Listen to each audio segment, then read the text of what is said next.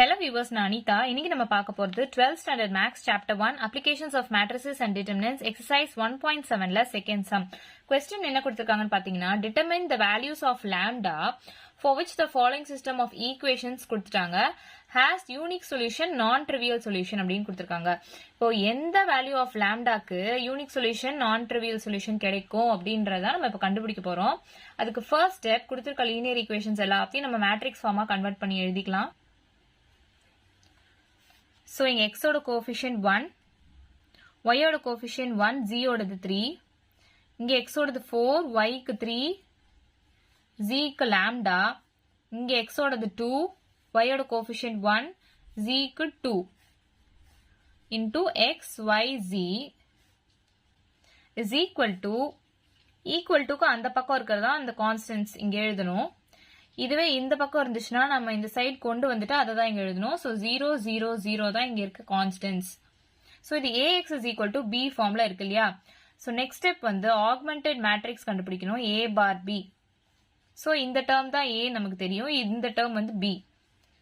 So ஏவோட வேல்யூலாம் இங்க எழுதியிருக்கேன், பியோட வேல்யூ இங்க எழுதியிருக்கேன். இது பார். ஸோ இது ஃபுல்லாவே ஒரு மேட்ரிக்ஸ், இது ஃபுல்லாவே ஒரு ரோ, இது தனி மேட்ரிக்ஸ் கிடையாது. ஸோ நெக்ஸ்ட் நம்ம ரோ ரிடக்ஷன் பண்ணணும். இந்த மூணு டேர்மை 0 கொண்டு வரணும். ரோ எக்கலன் ஃபார்ம் சொல்லுவாங்க. இந்த மூணு டேர்மை நம்ம 0 கொண்டு வர ட்ரை பண்ணோம். அண்ட் இந்த ஃபர்ஸ்ட் டேர்ம் 1 இருந்தா நமக்கு சால்வ் பண்றதுக்கு ஈஸியா இருக்கும். நான் ப்ரீவியஸ் சம்ஸ்லயே சொல்லியிருக்கேன். ஸோ இங்க 1 தான் இருக்கு. அப்போ நம்ம R2 எப்படி எழுதலாம்னா R2 மைனஸ் இங்க 1 கூட 4 மல்டிப்ளை பண்ணா 4 இருக்குமா. ஸோ 4 மைனஸ் 4 0 ஆயிடும். அப்போ R2 மைனஸ் 4 into R1 எழுதிக்கலாமா. அதே மாதிரி R3 எப்படி எழுதலாம்னா R3 minus 2 into R1 எழுதலாமா. ஸோ இங்க ரஃபா போடுறேன். R2 ஓட வேல்யூலாம் எழுதிருக்கேன். 4 3 lambda 0 minus 4 into R1. So minus 4 into R1 னா minus 4 into 1 minus 4 minus 4 into 1 minus 4 minus 4 into 3 minus 12 minus 4 into 0 0. So 4 minus 4 0 ஆயிடும். 3 minus 4 minus 1. இது வந்து lambda minus 12. இது 0. இதுதான் வந்து R2. Similarly R3 இங்க ரஃபா எழுதுறேன். R3 ஓட வேல்யூ வந்து 2 1 2 0 minus 2 into R1. So minus 2 into 1 வந்து minus 2 minus 2 into 1 minus 2 minus 2 into 3 minus 6 minus 2 into 0 0. So 2 minus 2 0 ஆயிடும். 1 minus 2 minus 1 2 minus 6 வந்து minus 4. இது 0 ஆயிடுமா. So இதுதான் R3 ஓட வேல்யூ. இங்க எடுத்து எழுதிடலாம்.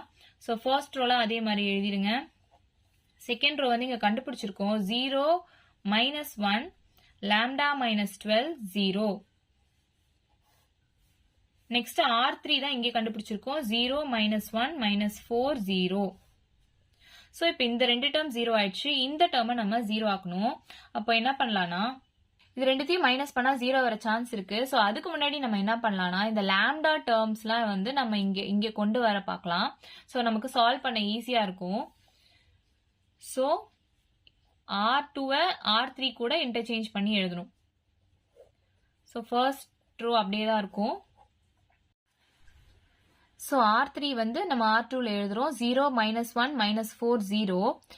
R2-வை இந்த பக்கம் போடுறோம். 0 minus 1 lambda minus 12 0.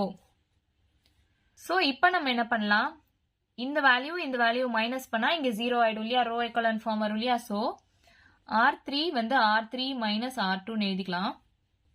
ஸோ R1லாம் அப்படியே எடுத்து எழுதிக்கோங்க. 1 1 3 0. R2 அப்படியே எழுதிக்கோங்க. 0 மைனஸ் 1 மைனஸ் 4 0. R3 வந்து 0 minus 0 0 minus 1 minus of minus 1 வந்து plus 1 ஆயிடும். So 0 lambda minus 12 minus of minus 4 so lambda minus 12 plus 4 so lambda minus 8 அப்படின்னு எழுதலாமா இங்க lambda minus 8. next 0 minus 0 0 தான். இப்போ ரோ எக்கலன் ஃபார்ம் கொண்டு வந்தாச்சு. இந்த மூணு டேர்ம் 0 ஆயிடுச்சு. நெக்ஸ்ட் நமக்கு क्वेश्चनல என்ன கொடுத்திருக்காங்கன்னா லாம்டா வேல்யூ என்னவா இருந்தா இது யூனிக் சொல்யூஷனா இருக்கும், லாம்டா வேல்யூ என்னவா இருந்தா இது நான் ட்ரிவியல் சொல்யூஷனா இருக்கும் அப்படின்னு நமக்கு கேட்டிருக்காங்க. ஸோ ஃபர்ஸ்ட் கேஸ் எடுத்துக்கலாம். யூனிக் சொல்யூஷனா இருக்கிறதுக்கு லாம்டா வேல்யூ என்னவா இருக்குன்னு கேட்டிருக்காங்க இல்லையா. யூனிக் சொல்யூஷன்னா என்ன, ரேங்க் ஆஃப் ஏ 3 இருக்கணும், rank of A bar B equal to 3 இருக்கணும், இது ரெண்டுமே ஈக்குவல் டு n இருக்கணும். ஸோ nன்றது நம்பர் ஆஃப் அன்னோன்ஸ், இங்க xyzன்றது தான் அன்னோன்ன்றதுனால இங்க லாம்டா வேல்யூ 8 நம்ம போட்டோம்னா 8 மைனஸ் 8 0 ஆயிடும், இந்த ஃபுல் டேர்மும் 0 ஆயிடும் இல்லையா. அப்போ ரேங்க் வந்து 2 ஆயிடும். ரேங்க்னா என்ன, நான் ஜீரோ ரோஸ் தானே. ஸோ ரேங்க் ஆஃப் ஏவும் 2 ஆயிடும், ரேங்க் ஆஃப் ஏ பார் பியும் 2 ஆயிடும். அப்போ லாம்டாவோட வேல்யூ 8 இருக்கக்கூடாது, அப்பதான் அது யூனிக் சொல்யூஷனா இருக்கும். So lambda should not be equal to 8.